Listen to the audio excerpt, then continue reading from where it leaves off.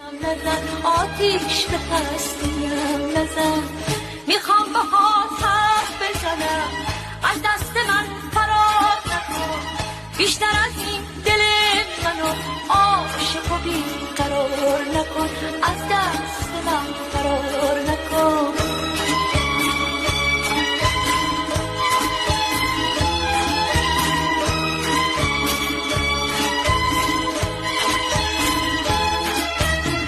میخوام بدونی که